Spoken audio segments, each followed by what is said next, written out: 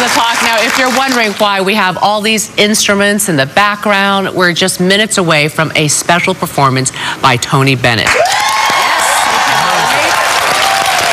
We want to get to this story. Parents want an elementary school teacher fired for the way she treated a 10-year-old boy who smelled. He had just finished eating fried fish for lunch, and when he came back to the class, the fishy odor was all over him. According to reports, the teacher took him into the hallway and sprayed him with air freshener. The boy's parents said he felt embarrassed and bullied. The teacher has been suspended without pay. What do you think? You know, I think as a parent, I think it's probably the tackiest thing I've ever heard of in the world. And I mean, it would have been really simple to just, you know, maybe call the dean or send the kid to the principal's office, call his parents or something like that, because you think it may cause confusion in the classroom. But I think putting chemicals on a little kid is crazy. Right. It's crazy.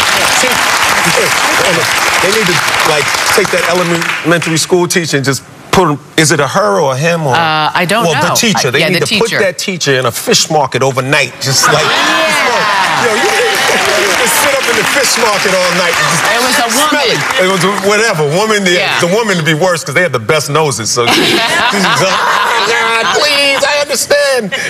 You never single. That was very cruel. Yeah. Very. You don't single a child out in a classroom unless it's something like bad behavior, but you don't single a child out because they're dirty or they smell or something like that. You never, ever do that. Yeah, but then I was thinking, I don't know. I just feel like I don't have enough information. Obviously, it's wrong that she was spraying the kid, but then I was like, were the other kids teasing this kid? Because, kids are going to be on it before the teacher, and then was the teacher just trying to help the kid or trying to, Well, you know what? That's a valid point, but I think even if you're trying to help the kid, you help him by removing him from the situation, not making it worse by embarrassing him and spraying him. You know what I'm saying? It's better to just remove him. I agree. I'm just like, oh, should they be fired? I don't feel like I have the whole story. No, they could have been a situation. She could have said, maybe it's a phone call for you. You have to go to the principal's office. And then on the way there, she could have said something to him. You have to be diplomatic. You can't throw something like that in a kid's face. And you know how we all are. It's different when it's not your kid. Totally. Oh, I don't know if he should be fired for that. I mean, come on. But then when it's your kid, fire! However, when it's an adult that you're dealing with that, Sharon, I know you've been pretty vocal when you've had to work with someone who doesn't have greatest smell. Yes. You see, I think you're a friend if you tell an adult who is a friend that they smell. Otherwise, you're not a friend. I smell sometimes in certain damp, dark places, but if somebody says to me, I smell, I take that, thank you so much. Yes, dark and damp. But anyway,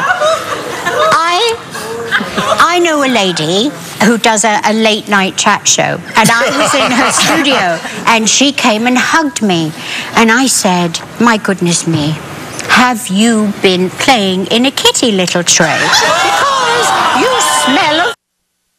She said, I know, isn't it terrible? And then we had a laugh. And then she's so fabulous. Oh, my God. Yes, she's so fabulous, this woman. She sent me the best box of chocolates the next day that I have ever tasted in my life. Shaped like little cans of deodorant? No. I'm going to try that, see if I get a box of chocolates, see how well it works out for me. She's fabulous. Yeah. You did her a favor. No, she knew already. Oh, all right. But she said to me, if I suffer, so should you. Well, up next, LL gives us the scoop on this Sunday's Grammy Awards. Don't go away.